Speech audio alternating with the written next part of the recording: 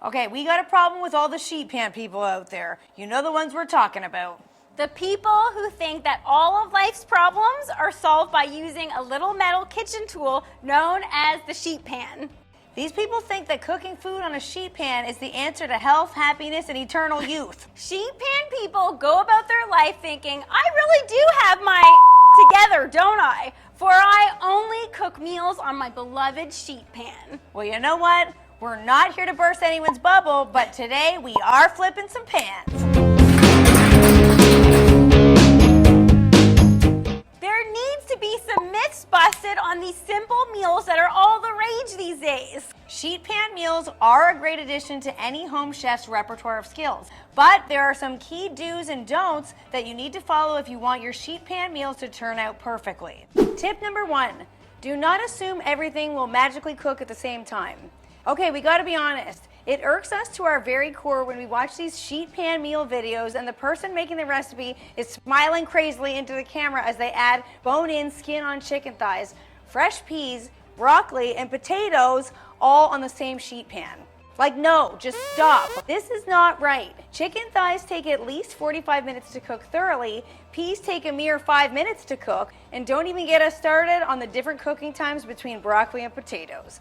This horrific thought just brings up images of mushy, ruined broccoli and peas, as well as undercooked chicken and potatoes. It's a kitchen tragedy is what it is. We love the fantasy idea that you can dump all of these different ingredients together and that they would magically cook up perfectly at the same time. But that is just pure delusion. If you want to cook all these foods together, you have to add them in intervals. First the chicken thighs, then the potatoes about 10 minutes later, then the broccoli about 30 minutes later, then the peas about 12 minutes later for 5 minutes, resulting in a total cooking time of almost 60 minutes. Everything will be ready at the same time, but will have been cooked at their individual cooking times. Tip number 2, do not have unrealistic expectations. There will be a mess to clean at the end of this meal.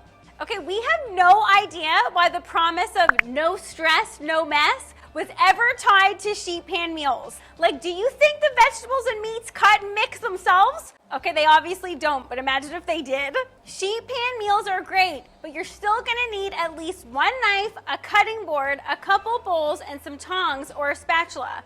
It's very unrealistic to think that this one tiny pan has the capacity to eliminate all of our kitchen cleanup tasks at the end of the meal. It's a pan, it's not your fairy godmother's magic wand. Tip number 3, do not assume that sheet pan meals are automatically healthy and good for you. It seems like the sheet pan people out there are trying to convince us that making food on a sheet pan will automatically help us reach our weight loss and fitness goals. The only way it would have the power to do this is if we dress it up in a sparkly outfit and name the pan Richard Simmons. Why do I feel like sweating to the oldies all of a sudden? But just because you make a recipe on a sheet pan doesn't mean it's going to be a healthy choice. Because you know what else is made on a sheet pan? Cookies. Delicious, fattening, ruining your keto diet chocolate chip cookies. You can't assume that a metal pan is going to force you to lose weight. So don't fall for this idea that all sheet pan meals are loaded with nutrients and healthiness. It all comes down to what you choose to make on it. Stay tuned, because if you think you're learning stuff now, wait till you see the next tips we have for you. Tip number 4, do not assume that your entire family will enjoy your sheet pan recipe. And that's okay.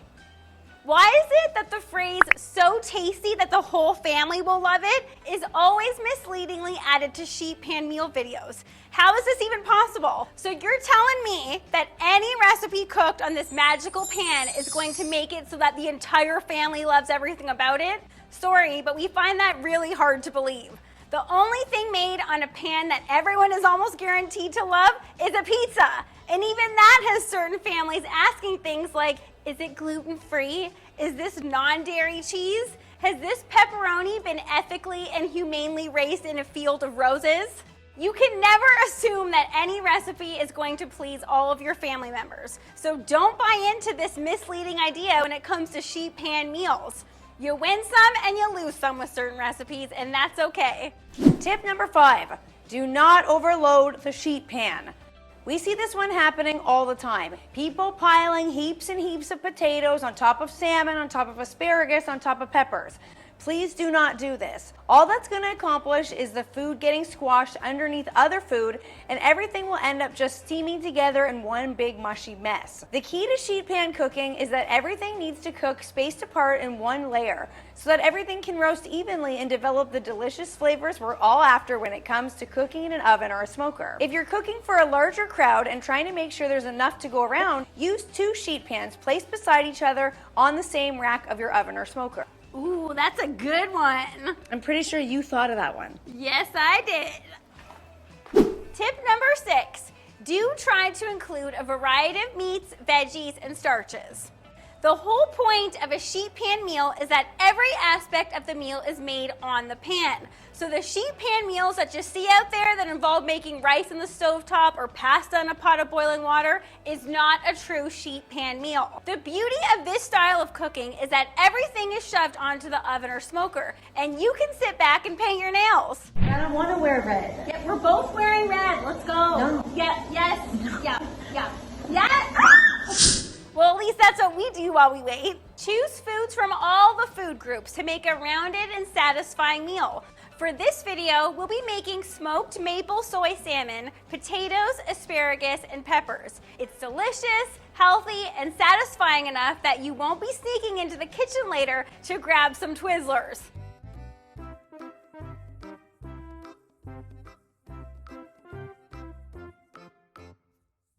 Actually, let's not get too crazy. There's always room for Twizzlers. We'll talk flavor elements in the next couple tips, so do not go anywhere.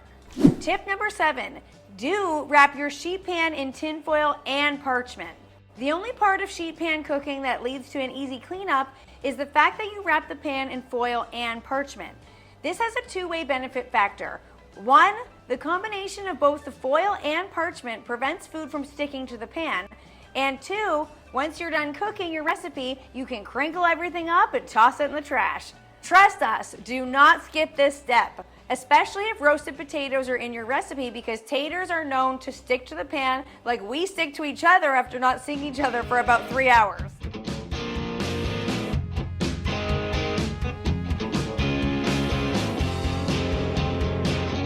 That was the worst jump ever. Yeah, I got you. Tip number 8, do add sauces and rubs to individual items. Not everything needs to taste the same. Remember how we said use 2 sheet pans if you're cooking for a larger crowd? Well, we also like to use 2 sheet pans when we want to separate foods that will have 2 different flavor elements added to them. For instance, we want our maple soy glaze to only be added to our salmon. And we will be tossing our vegetables in the same rub. So this means we will need 2 sheet pans. Tip number 9, do package your sheet pan meal up and give it to someone who needs it. So we all know that casseroles travel well and have been the go-to dish for years when it comes to bringing loved ones in need homemade suppers. Well, not anymore. Sheet pan meals are perfect to give to people who need a delicious homemade feast brought right to their door. And thank goodness, because can we all agree that eating something called Jill's tuna and raisin casserole doesn't really get our flag waving? No offense, Jill, but casseroles can sometimes be iffy at the best of times. So let's all make sheet pan meals the thing to give to loved ones who need our help at dinner time. Package everything up and give it away to someone you love. But just be aware that they may want you to bring them supper on a weekly basis after tasting your sheet pan meal. Tip number 10, do try making appetizers and desserts on a sheet pan too. Just because we've all learned that the almighty sheet pan can do wonders for getting dinner on the table in lightning speed, that doesn't mean we should forget about it for making appetizers and desserts. There is nothing easier than tossing on some tortilla chips and all the fixins for restaurant-style nachos at home. You just load on some meat and beans, cheese, and green onions and throw them on the grill for 15 to 20 minutes. Then top with shredded lettuce, cilantro, salsa, and sour cream for a speedy treat that the whole family will love. Okay, but they really will this time. So now you are locked and loaded with all the do's and don'ts when it comes to preparing sheet pan meals, which are all the rage right now. Honey, you know what? All this talk about sheet pan meals has really got me craving something. Okay, what? sheet pan Skittle salad. But that's not a thing. It is now. Thanks for watching, barbecue family. All right, let's go.